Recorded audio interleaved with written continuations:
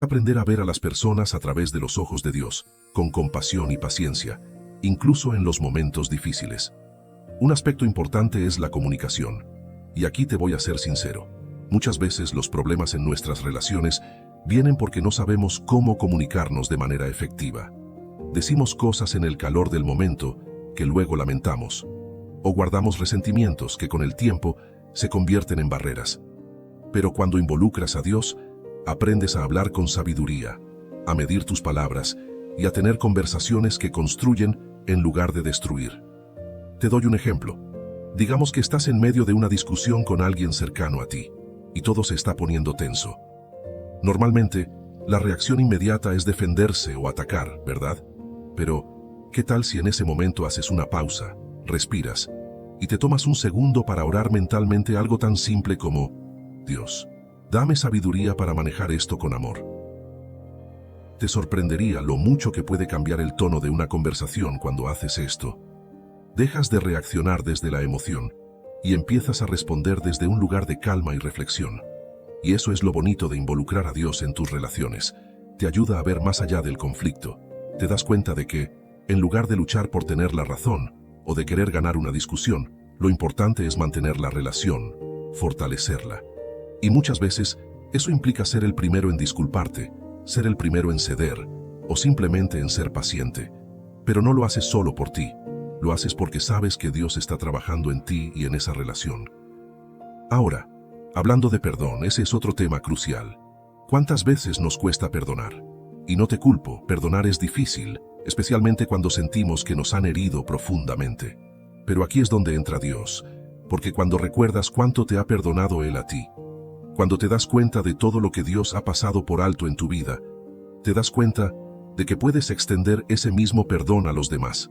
No porque lo merezcan, sino porque el perdón libera, y es una de las formas más poderosas de sanar relaciones. Y aquí quiero ser claro. Perdonar no significa que tengas que permitir que alguien te haga daño una y otra vez. Hay relaciones que necesitan límites, y eso está bien. Dios no te pide que permanezcas en situaciones donde te están lastimando, pero sí te pide que no cargues con el resentimiento o el odio, porque, al final, esos sentimientos solo te dañan a ti. Cuando involucras a Dios, Él te da la fuerza para perdonar, incluso cuando parece imposible, y para seguir adelante con paz en el corazón. Otro punto importante es cómo nos relacionamos con los demás desde el servicio.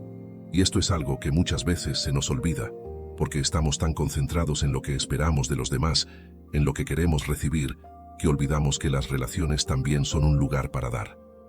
Involucrar a Dios en tus relaciones también significa preguntarte: ¿cómo puedo servir a esta persona? ¿Cómo puedo mostrarle el amor de Dios a través de mis acciones? Esto no significa que siempre tengas que sacrificarte o hacer más de lo que puedes, sino que en esos pequeños gestos diarios, en cómo escuchas, en cómo ofreces tu tiempo o apoyo, estás reflejando el corazón de Dios. Porque al final, nuestras relaciones se construyen sobre esos pequeños actos de bondad que, cuando se hacen desde un lugar de amor genuino, transforman todo.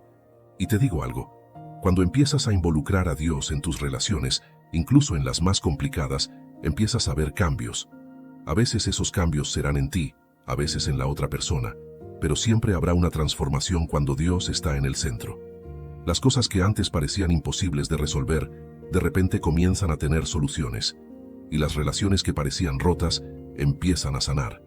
Así que, si hay algo que te lleva de normas difíciles de seguir, pero si lo miramos desde la perspectiva del amor de Dios, descubrimos algo profundamente hermoso y significativo.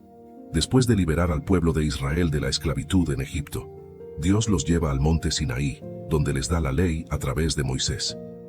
Esta ley no es solo un conjunto de reglas para controlar la conducta del pueblo, es en realidad una expresión del amor de Dios.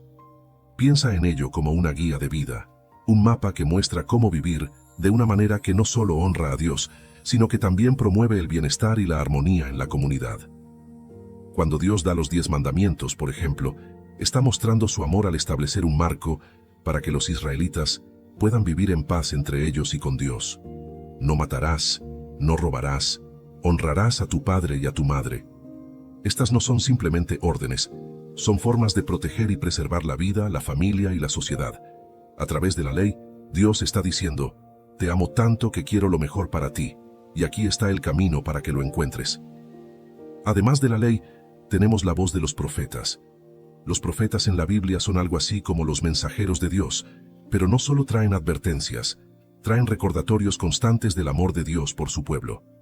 Cada vez que Israel se alejaba de Dios, cada vez que olvidaban sus mandamientos, Dios enviaba a un profeta para llamarlos de vuelta. Esta es otra muestra del amor inquebrantable de Dios. No importa cuántas veces nos alejemos, siempre está dispuesto a recibirnos de vuelta. Considera al profeta Oseas, por ejemplo.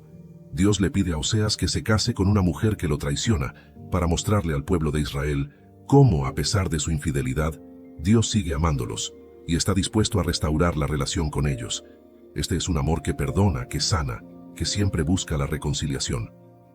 Otro ejemplo poderoso es el profeta Isaías, cuyas palabras están llenas de promesas de esperanza y restauración. Isaías nos habla del siervo sufriente, una profecía que apunta directamente a Jesús, quien en última instancia es la máxima manifestación del amor de Dios. A través de los profetas, Dios no solo advierte y corrige, también consuela, promete y reafirma su amor por su pueblo. Lo increíble aquí es que este amor que se revela en la ley y los profetas no es un amor condicional. Dios no dice, te amaré si sigues todas estas reglas perfectamente. Más bien, la ley y las palabras de los profetas son una invitación a entrar en una relación más profunda con Dios, a experimentar su amor en una forma tangible y diaria. Es un amor que nos guía, que nos enseña, y que siempre nos llama a volver cuando nos perdemos. Así que, cuando piensas en la ley de Dios, no la veas como una carga, sino como un acto de amor. Es como un padre que pone límites a sus hijos, no para restringirlos, sino para protegerlos y guiarlos hacia una vida plena. Y cuando escuchas a los profetas, escucha el corazón de un Dios que ama tanto a su pueblo, que no puede soportar verlos alejados de él. Parte 5. El amor de Dios en los Salmos y la sabiduría. Hasta ahora hemos recorrido un camino impresionante, viendo cómo el amor de Dios se ha manifestado en la creación, en las promesas a los patriarcas, en la liberación de Israel, y en la ley y los profetas. Pero ahora vamos a detenernos un momento y sumergirnos en una parte de la Biblia que tiene un tono un poco diferente: los Salmos y los libros de sabiduría, como Proverbios, Eclesiastés y Job. Aquí es donde encontramos expresiones muy personales y poéticas del amor de Dios. Los Salmos son, en muchos sentidos, el corazón emocional de la Biblia. Escritos en su mayoría por el rey David y otros autores, estos himnos y oraciones nos muestran una gama completa de experiencias humanas. Desde la alegría más intensa hasta la desesperación. Curso de la historia de Israel. Lo que voy a compartir contigo hoy no es solo otra historia bíblica, sino una advertencia sobre cómo una sociedad puede desmoronarse cuando abandona sus valores morales. Esta narrativa nos muestra que, cuando el pueblo de Dios se aleja de sus principios, las consecuencias pueden ser devastadoras. Lo que sucedió aquella noche en Gibea no quedó restringido a esa ciudad, sino que desencadenó una serie de eventos que casi destruyen una de las 12 tribus de Israel. Era un período oscuro y complejo en la historia de Israel, una época que el propio texto bíblico describe con palabras perturbadoras. No había rey en Israel, y cada uno hacía lo que le parecía bien a sus propios ojos. Esta frase, lejos de ser solo una observación histórica, revela una sociedad al borde del colapso moral.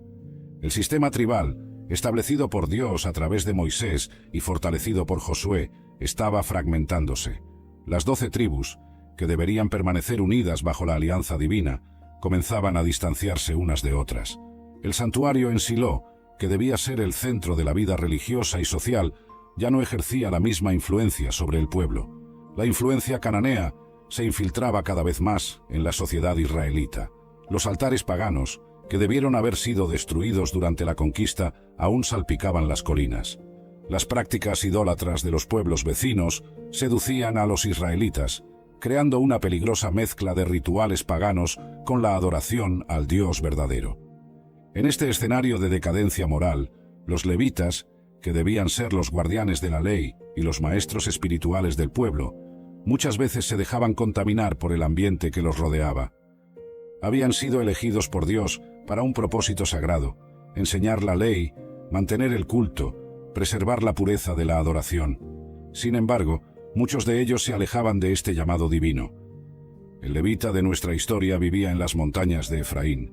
La región, conocida por su belleza y fertilidad, albergaba diversos santuarios locales, muchos de ellos dedicados a dioses paganos. Era un ambiente donde el sincretismo religioso florecía, donde las líneas entre lo sagrado y lo profano se volvían cada vez más tenues. La decisión de este levita de tomar una concubina ya nos dice mucho sobre el estado moral de la época. Aunque la práctica era legalmente aceptada, no era ese el estándar establecido por Dios desde la creación. Para un levita, que debía ser ejemplo de santidad y rectitud, tal elección revelaba un compromiso ya debilitado con los ideales divinos. La ciudad de Belén de Judá, de donde venía la concubina, tenía su propia importancia histórica.